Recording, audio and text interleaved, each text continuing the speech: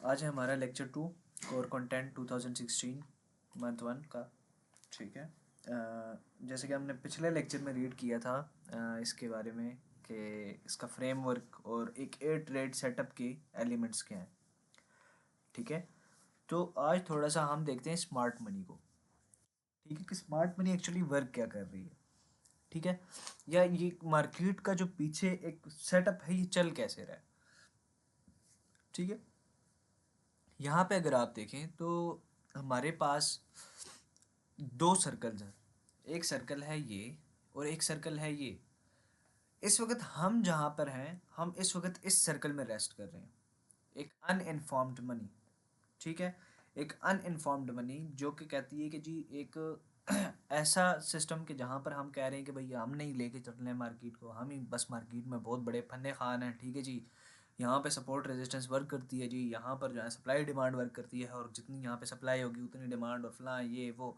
ठीक है। ये लटरम पटरम जितनी चीज़ें हैं वो यहाँ पर हम लोग सोच रहे हैं कि ये काम कर रही है। लेकिन बेसिक जो बंदा चलाने वाला है वो ये है, स्मार्ट मनी है। इस वक्त हम कहाँ पे यहाँ पर हैं। ठीक है। यहाँ पर हम ये सोच रहे हैं कि हमारे साथ जो ट्रेडिंग है वो हम किसी और बंदे के साथ ट्रेडिंग कर रहे हैं। ठीक है।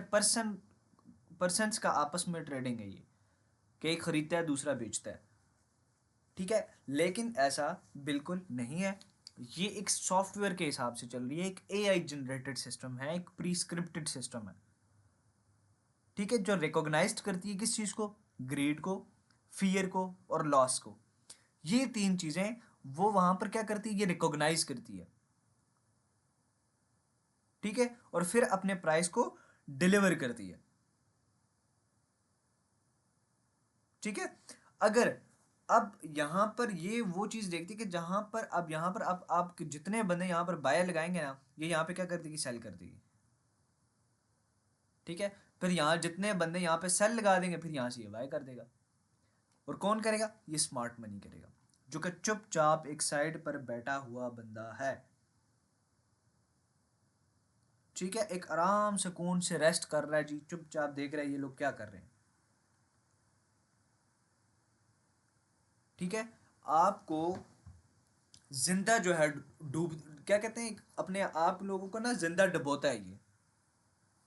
ठीक है। जिंदा डुबो देता है आप लोगों को ये, आपका पैसा ले लेता है ये। ठीक है। तो स्मार्ट मनी वो चीज है। अब हमने क्या करना है, हमने इस सर्कल को छोड़ना है। इस सर्कल को छोड़ के हमने इस सर्कल के पास आना है, क्योंकि हमारा इससे मुकाबला नहीं है। मैं आपको ये चीज़ पहले समझा चुका हूँ कि ये 7.5 ट्रिलियन डॉलर्स के साथ हमारा मुकाबला नहीं हो सकता। हम जितना बड़ा पैसा लें हम इसके इसके इसके इसके ऑपोजिट नहीं चल सकते।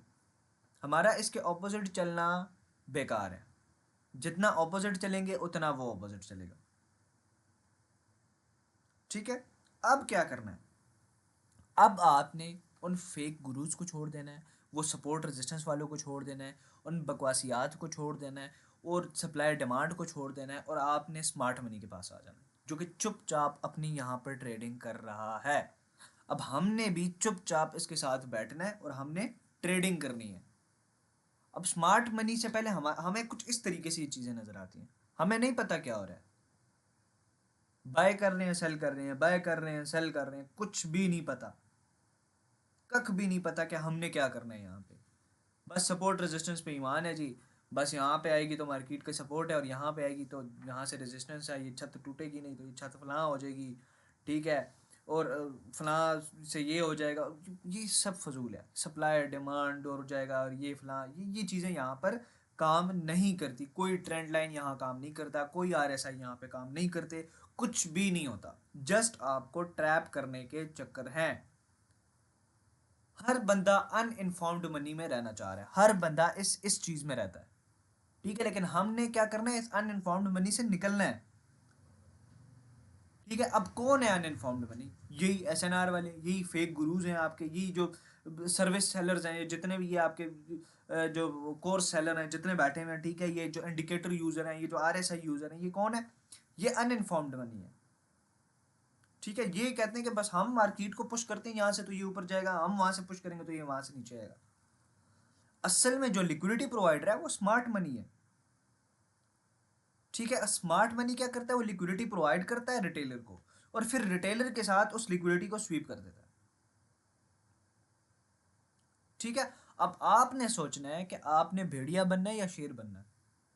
आपने इस लिक्विडिटी प्रोवाइडर के साथ बनना है और ये जितनी भी यहाँ पे रिटेलर बैठे हैं उनको उनको ट्रेड करना है, या आपने इनका शिकार हो के यहाँ पे बैठ के इनका शिकार होना है। ये अब आपके ऊपर है कि आपने शेर बनना है या भेड़िया बनना है। अब ये चांस आपके पास है, ठीक है। माइकल कहता है कि मैं तो नहीं बनना चाह रहा था इस सर्कल का, जो इस सर्कल का हिस्सा मैं तो नहीं बनना चाह रहा था, इस कम्युनिटी का, इस यहाँ पे ये जो लोग रह रहे हैं इनका हिस्सा तो मैं नहीं बनना चाह रहा था,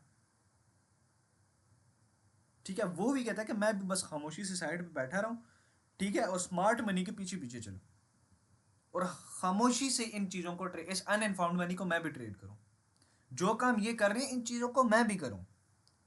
अब वो कैसे पॉसिबल है, जो कि मैंने आपको फुट स्टेप बताए थे।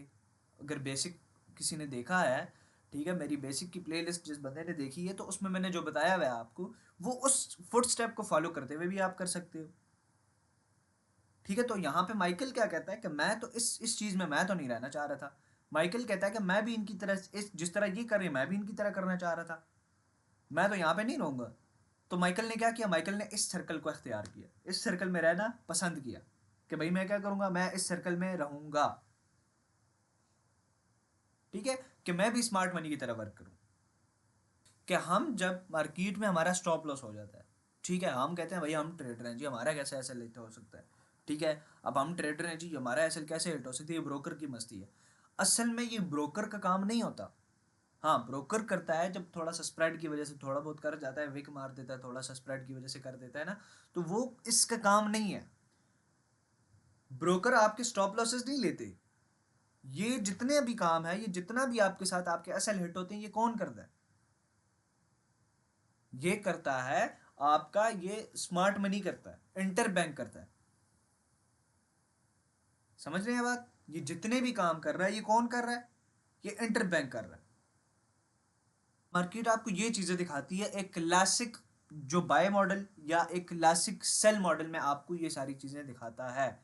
लेकिन ये क्या, ये सारी किताबी बातें हैं, ठीक है, थ्योरेटिकली है। अब एक्चुअल क्या होता है कि अब अगर आप कहते हो जी फलाने एक्सपेंशन में ये होगा, रिट्रेसमेंट न्यूयॉर्क में होगी, रिवर्सल लंदन में आएगा, कंसोलिडेशन एशियन रेंज में होगी, होता है ऐसे। लेकिन क्या होता है कि आपने मार्केट की कंडीशन को देखना है। बाजुकात एशिया रेंज में कंसोलिडेशन होगी या नहीं होगी, बाजुकात लंदन में जो है आपके पास एक्सपेंशन होगी या नहीं होगी, आपके पास न्यूयॉर्क में जो है रिट्रेसमेंट होगी या नहीं होगी, या क्या कहते हैं रिवर्सल आपके पास न्यूयॉर्क में होगा या नहीं होगा। ये सारा एबडा के थ्रू चलता है। किसके थ्रू चल रहा है, एबडा के मुताबिक चल रहा है, inter bank price delivery algorithm, ठीक है। अब इन सारी चीज़ों के अंदर टाइम का डिफरेंस आ सकता है, ठीक है। इन चीज़ों में ये जितनी भी आप देख रहे हैं, price equilibrium, manipulation, expansion, reversal, retracement, consolidation, इन सारी चीज़ों में ये रेंज का स्ट्रक्चर है, डेली रेंज का स्ट्रक्चर है। अब इन चीज़ों में चेंजेस आ सकती हैं, लेकिन कैसे, सिर्फ टाइम्स में, बस। उसके अलावा जो इसका स्ट्रक्चर है, जिस तरीके से ये प्राइस डिलीवरी है, जैसे कंसोलिडेशन के बाद एक्सपेंशन है, एक्सपेंशन के बाद रिट्रेसमेंट है, फिर रिवर्सल है, फिर कंसोलिडेशन है। अब इन चीज़ों में चेंजिंग आ सकती है, लेकिन सिर्फ टाइम की।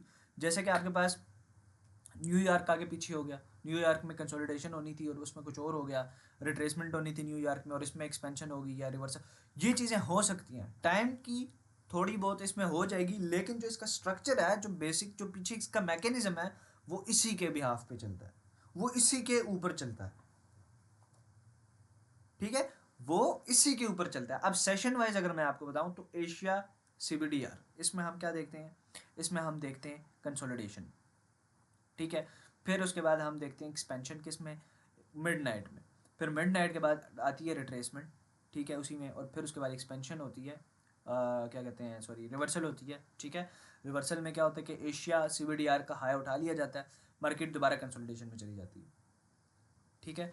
अब लंच में फिर कंसोलिडेशन होती है, फिर उसके बाद 8-7 बजे मतलब आपके पास स्टार्ट हो जाता है ना न्यूयॉर्क, ठीक है। अब 7 बजे से लेके 8:30 बजे तक क्या होता है, 7 बजे तक आपके पास एक्सपेंशन, 7 से 8:30 तक, सॉरी 8:30 तक एक्सपेंशन, फिर आप दोबारा एक फेक मूव देखोगे एंड देन आप क्या करोगे, रिवर्सल देखोगे। क्या देखोगे, पीएम में रिवर्सल देख सकते हो, या उसी टाइम आपके पास रिवर्सल आ सकता है 8:30 बजे के बाद आपके पास पूरा जो रिवर्सल है वो इसमें आ जाएगा। अब ये सारी चीज़ें किस चीज़ के ऊपर बिहाव करती हैं, ये किस चीज़ के ऊपर बेस करती हैं, ये सारी चीज़ें करती हैं एबडा पे, inter bank price delivery algorithm.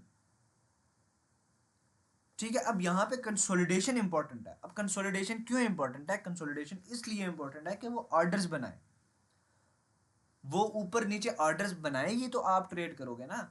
अब जब कंसोलिडेशन है ही नहीं मार्केट में, एक अब देखो कंसोलिडेशन में क्या होता है, मार्केट एक जगह पे ऑर्डर बनाती है ऊपर, अब ऊपर कहते हैं जी ये सपोर्ट बन गया, अब वहां से दोबारा सेलर, फिर नीचे, फिर यहाँ से नीचे, फिर सेलर ऊपर, फिर सेलर और बायर जो है ना वो क्या कर देते हैं, अपने ऑर्डर बिल्ड कर देते हैं। अब यहाँ पर मार्केट बहुत सारे ऑर्डर बिल्ड करती है और फिर मार्केट क्या करती है, एक्सपेंशन कर देती है। तो एक तरफ के सारे ऑर्डर उठा लिए, ठीक है, अब उसी तरफ दोबारा जो जितने भी रिटेलर हैं दोबारा एंटर हो जाते हैं। अगर बाय के कर दिए हैं तो वो कहते हैं जी बस अब ये तो बाय निकल गया। हालांकि वो एक मार्केट का जूडस स्विंग होता है, एक फेक मूव होता है, जूडस कहते हैं फेक को। ठीक है, अब एक्सपेंशन हो गई एक तरफ, ठीक है, अब जितने भी सपोर्ट रेजिस्टेंस वाले थे उनकी मैं बात करूँ, कहते हैं सपोर्ट या रेजिस्टेंस ब्रेक हो गया, बाय की तरफ रेजिस्टेंस ब्रेक हो गया, अब इसने बाय जाना है। ठीक है, लेकिन वो एक फेक मूव होता है। अब वहां से मार्केट फिर जब वापस आती है तो बायर तो निकल गए और नीचे से जितने भी सेलर थे वो सेलर भी निकल गए। ठीक है, तो ये कंसोलिडेशन जो होती है ये इंपॉर्टेंट होती है ताकि आपके पास ऑर्डर बिल्ड हो। ठीक है, उसके बाद एक्सपेंशन हो, फिर उसके बाद जो है रिट्रेसमेंट और फिर रिवर्सल, और इस तरीके से ये मार्केट चलती है। ठीक है, तो यहाँ पर ये चीज़ नहीं है कि एक मार्केट का एल्गोरिदम जो है वो एक प्रॉपर एक मतलब एक सीक्वेंस में चलता है, एक मैकेनिज्म के ऊपर चल रहा है। उसमें टाइम का डिफरेंस आ सकता है लेकिन स्ट्रक्चर और मैकेनिज्म सेम है। ठीक है, मतलब ये नहीं है कंसोलिडेशन के बाद रिवर्सल आया, कंसोलिडेशन के बाद रिट्रेसमेंट आई, नहीं, कंसोलिडेशन के बाद एक्सपेंशन हो, रिट्रेसमेंट होगा, रिवर्सल होगी, फिर कंसोलिडेशन होगी। इस तरीके से इस प्राइस की डिलीवरी हो रही है। ठीक है जी, तो आज हमने थोड़ा बहुत इसको समझना था। ठीक है, और इंशाल्लाह कल के लेक्चर में फिर हम मज़ीद आगे देखेंगे कि क्या है। तो हमने कल के लेक्चर, इससे पहले लेक्चर में हमने देख लिया था कि रेफरेंस पॉइंट्स क्या हमारे पास, और एक मेन जो हमारे पास कॉन्टेक्स्ट था, एक फ्रेमवर्क था, वो हमारे पास क्या था वो हमने देख लिया एक एयर ट्रेड सेटअप का। तो मुलाकात करते हैं लेक्चर 3 में, तब तक के लिए अल्लाह हाफिज़।